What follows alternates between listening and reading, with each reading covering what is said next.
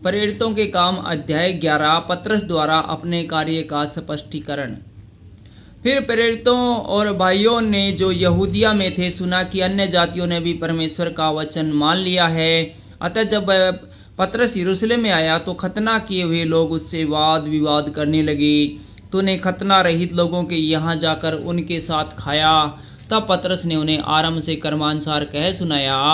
मैं याफा नगर में प्रार्थना कर रहा था और बेसुध होकर एक दर्शन देखा कि एक पात्र बड़ी चादर के समान चारों ओर से लटकाया हुआ आकाश से उतरकर मेरे पास आया।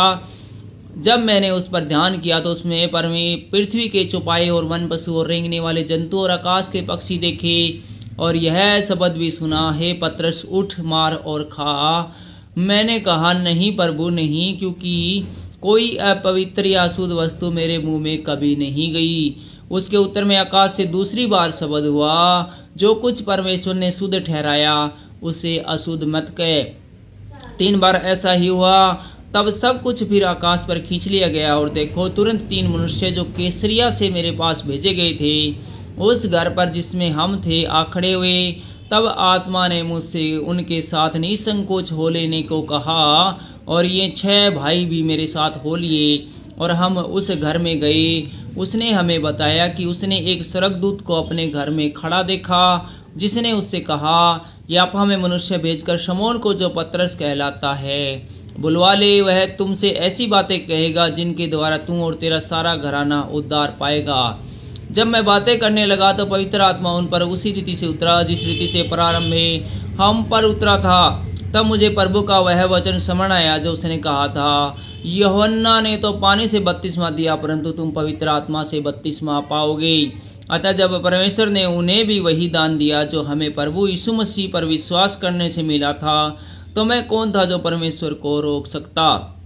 यह सुनकर वे चुप रहे और परमेश्वर की बड़ाई करके कहने लगे, तब तो परमेश्वर ने अन्य जातियों को भी जीवन के लिए मन फिराव का दान दिया है।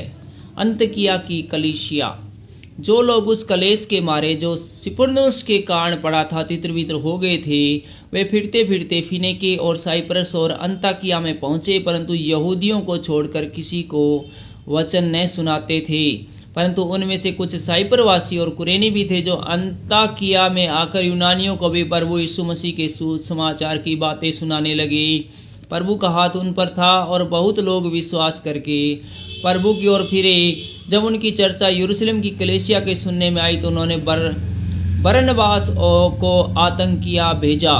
वह वहां पहुंचकर और परमेश्वर के अनुग्रह को देखकर आनंदित हुआ और सबको उपदेश दिया कि तन मन लगाकर प्रभु से लिपटे रहो। वह एक भला मनुष्य था और पवित्र आत्मा और विश्वास से परिपूर्ण था और अन्य कामों से लोग प्रभु में आ मिले। जब वह शाऊल को ढूंढने के लिए तरसुस को चला गया, जब वह उससे मिला तो उससे अंतकिया लाया। और ऐसा हुआ कि वे 1 वर्ष तक कलीसिया के साथ मिलते और बहुत लोगों को उपदेश देते रहे और चेले सबसे पहले अंतकिया ही में मसीह कहलाए। उन्हीं दिनों में कई भविष्यवक्ता यरूशलेम से अंतकिया आए। उनमें से अगबूस नामक एक ने खड़े होकर आत्मा की प्रेरणा से यह बताया कि सारे जगत में बड़ा अकाल पड़ेगा। वह अकाल क्लौदियुस के समय में पड़ा। तब चेलों ने निर्णय किया कि हर एक अपनी अपनी पूंजी के अनुसार यहूदिया में रहने वाले भाइयों की सहायता के लिए कुछ भेजे। उन्होंने ऐसा ही किया और बरनबास और शाऊल के हाथ प्राचीनों के पास कुछ भेज दिया। Thank you.